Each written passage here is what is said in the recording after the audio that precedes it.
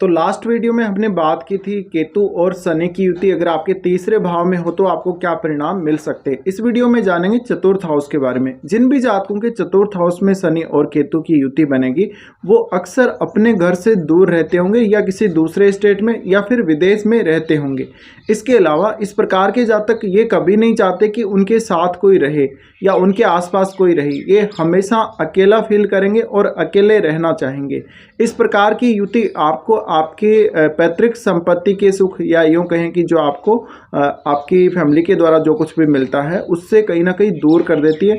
अगर आपको अपने पिता से अपने परिवार से विरासत में कुछ भी मिला हुआ होता है उसका आप अच्छे से केयर नहीं कर पाते। इसके अलावा इस प्रकार की युति भौतिक सुखों के लिए अच्छी नहीं मानी जाती। ये जातक अगर उसके पास प्रॉपर्टी अच्छी होगी, घर अच्छा होगा, तो भी वो उसकी कोई केयर नहीं करेगा और वो हमेशा अकेला फील करेगा लाइफ में।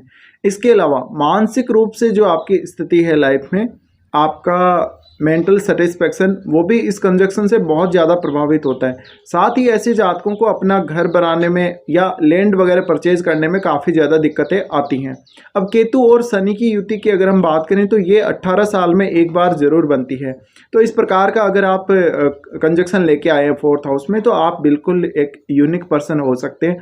आपके फिर भी केतु के फोर्थ हाउस में होते हुए भी कुछ पेंडिंग कर्माज ऐसे हो सकते हैं जो आपको वास्तव में इस लाइफ में फिल करने हैं, क्योंकि केतु हमारे पहले से पूर्ण हुए कर्मों को दिखाता है या जहां हमने पूर्ण सेटिस्फेक्शन प्राप्त कर लिया हो। लेकिन जब शनि इनके साथ आ जाते हैं ऐसे में कुछ कर्माज पेंडिंग हुए हो सकते हैं।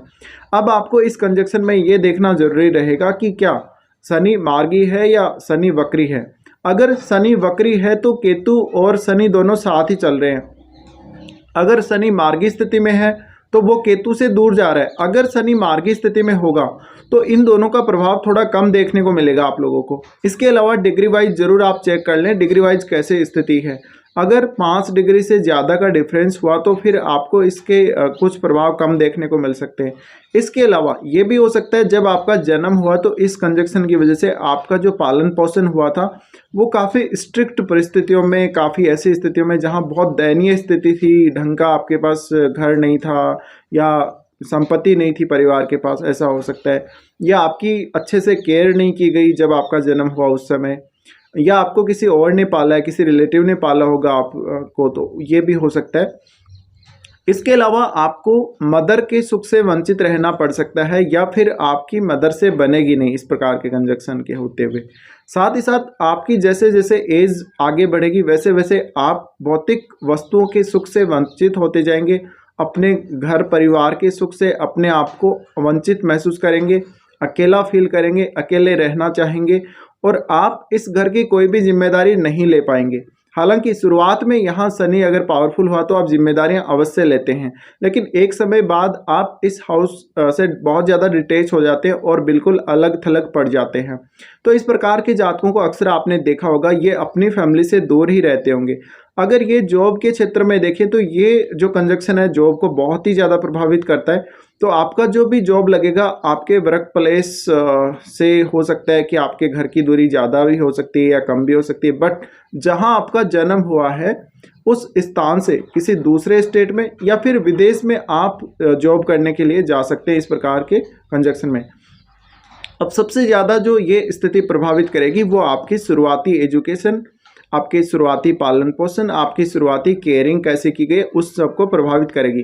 तो हो सकता है इस कंजक्शन के होते हुए शुरुआत में आपकी जो केयर की गई है या जो आपको एजुकेशन प्राप्त हुई है वो अच्छे से नहीं हुई, बार बार आपने स्कूल बदला होगा या बहुत चीज़ें ऐसी आई होंगी, बीच में काफ़ी सारे व्यवधान आए होंगे।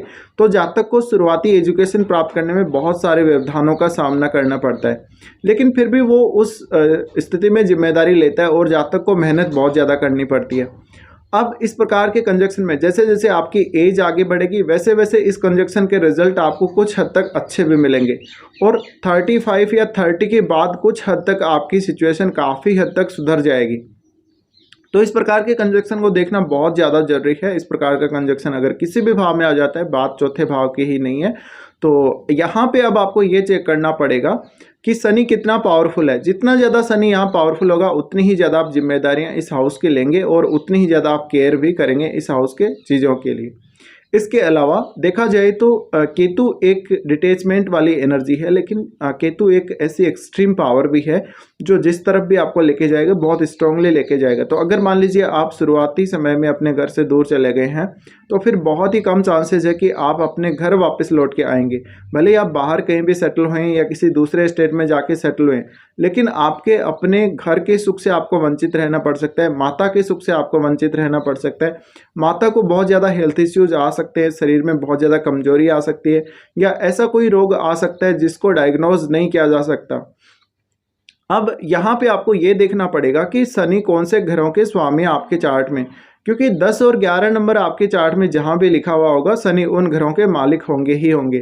तो उन भावों से रिलेटेड जो आपके रिश्ते हैं उनमें काफ़ी सारे इश्यूज आप लोगों को आएंगे। इसके अलावा आपका ओवरऑल चार्ट क्या कहता है इस पे भी बहुत कुछ चीज़ें डिपेंड करेंगी। और जो फोर्थ लॉर्ड है आपका, फोर्थ लॉर्ड को बहुत अच्छी स्थिति में होना जरूरी है। अगर आपका फोर्थ लॉर्ड काफ़ी अच्छी स्थिति में है तो फिर भी कुछ हद तक आपको इस हाउस की चीज़ें इजीली मिल सकती हैं, लेकिन आपको हार्डवर्क किए बिना यहाँ कुछ भी नहीं मिलने वाला, क्योंकि शनि आपके कार्मिक रिलेशन को दिखाता है। कार्मिक वो कुछ ऐसी कमी को दिखा रहा है जहाँ पे आपको फुलफिल करना है, जहाँ पे आपको हार्डवर्क करना है, जहाँ पे आपको जिम्मेदारी लेनी है और एक्स्ट्रा जिम्मेदारी आप लोगों को लेनी पड़ेगी ऐसी कंडीशन में।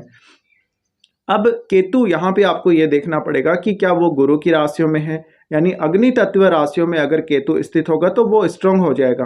और ऐसा केतु आपको 40-45 की एज के बाद बहुत ज़्यादा इफेक्ट करेगा। तो ये निश्चित है कि आप 40 या 45 के बाद विदेश चले जाएंगे या अपने घर से दूर अलग हो जाएंगे निश्चित रूप से। लेकिन फिर भी आपको जो स्थिति एक बनती है हमारे जीवन में, जब हम एकदम से अच्छी लाइफ जी रहे होते हैं, एक अच्छा स्टैंडर्ड होता है लाइफ का, वो स्टैंडर्ड कभी भी आपके जीवन में आए ऐसा बहुत कम पॉसिबल है।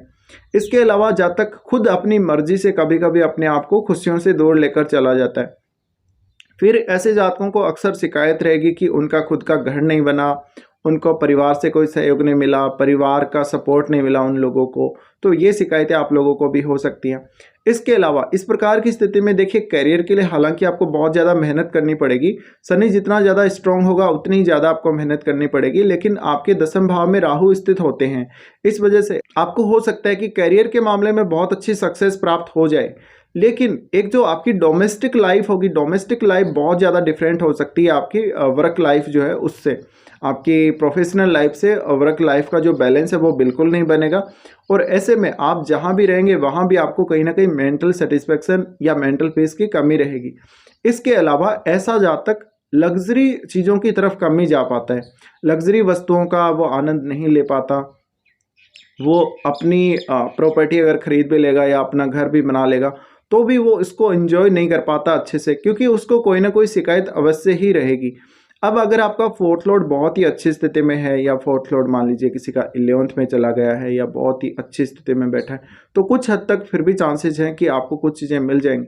बट ऐसा जातक कभी कभी शुरुआत में बहुत ज़्यादा वो चांस लेता है जीवन में और वो काफ़ी कुछ करता है, हार्डवर्क करता है, लेकिन जब रिजल्ट उसके हाथ नहीं लगता या उसका मनचाहा रिजल्ट जब नहीं आता तो जातक काफ़ी फ्रस्ट्रेट होने लगता है। और ऐसे जातकों के अपने घर वालों से बहुत ही कम बनेगी, परिवार से उनकी बहुत ही कम बनेगी और वो परिवार से अलग थलग पड़े रहेंगे। तो इस प्रकार के जातक अक्सर हम ये भी कह सकते हैं कि एक घुमक्कड़ टाइप का जीवन व्यतीत कर सकते हैं ये लोग, क्योंकि इनका सेटलमेंट एक जगह फिक्स नहीं होगा बहुत जल्दी, इनको काफ़ी टाइम लग जाएगा। अगर इनका कहीं सेटलमेंट होगा भी परमानेंटली तो इनको काफ़ी समय लग जाएगा, काफ़ी हार्डवर्क इनका लग जाएगा उसमें। तो ऐसे में हम ये कह सकते हैं कि ये लोग एक घुमक्कड़ की तरह रहेंगे या ये लोग घूमते फिरते रहेंगे यहाँ वहाँ। अब भले ही वो करियर को सेट करने के लिए घूम रहे हैं, भले ही वो अपना सुख पाने के लिए घूम रहे हैं, जो हमारा भौतिक सुख है उसको प्राप्त करने के लिए, लेकिन हमेशा ये लोग शिकायत करेंगे अपनी लाइफ से। और काफ़ी सारी शिकायतें उनमें से मेनली यही रहेगा कि इनको परिवार का सहयोग नहीं मिला, इनको भौतिक चीज़ों को एंजॉय करने का मौका नहीं मिला और इनको मानसिक शांति कभी नहीं मिली।